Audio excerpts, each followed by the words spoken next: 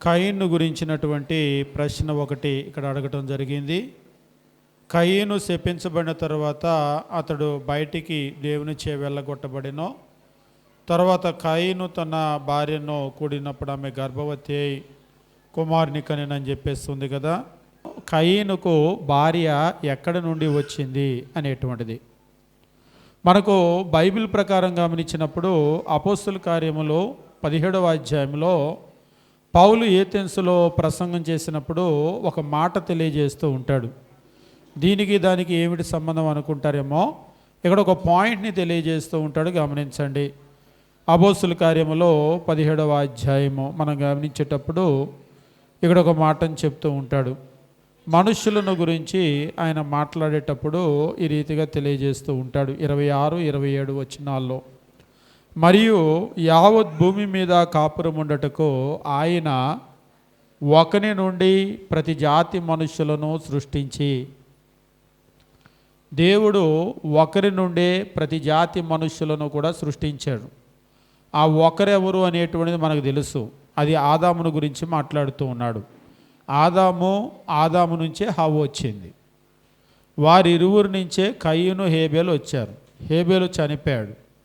హేబేలు చనిపోయిన తర్వాత కయీనికి ఇంకా భార్య ఎక్కడి నుంచి వస్తుందంటే వీరి నుంచి ఆదాము హవ్వ నుంచే రావాలి తప్ప ఇక వేరొక మనుషులు భూమి మీద లేరు.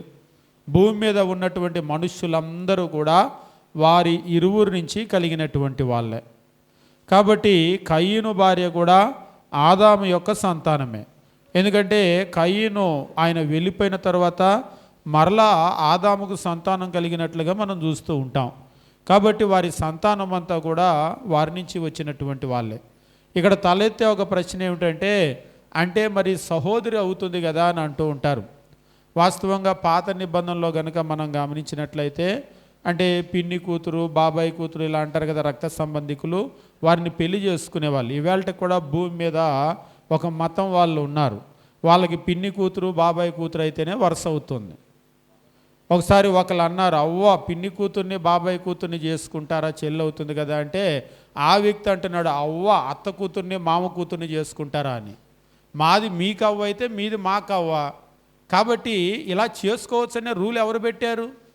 మీ రూలు మీరు పెట్టుకున్నారు, మా రూలు మేము పెట్టుకున్నాం. కాబట్టి పూర్వం దేవుని యొక్క వాక్యంలో ఏముంది అనేది చూసినప్పుడు అది తప్పనేటువంటిది మనకి కాదంటే, ఆజ్ఞ వస్తే కానీ పాపం వస్తుంది, ఆజ్ఞ రాలేదనుకోండి పాపం ఉండదు. కాబట్టి పాత నిబంధనలు అలా సహోదరిని చేసుకునే వాళ్ళు. అబ్రహాం కూడా చెప్తూ ఉంటాడు, శారా తనకు సహోదరి అని. అది కాబట్టి ఆదాము హవ్వ నుంచి వచ్చినటువంటి సంతానమే తప్ప ఇక వేరొకరు కాదు. ఒకరి నుండి ఆయన ప్రతి జాతి మనిషిని, కాబట్టి ఏ మనిషి అయినా సరే వారి నుండి వచ్చిన వారే.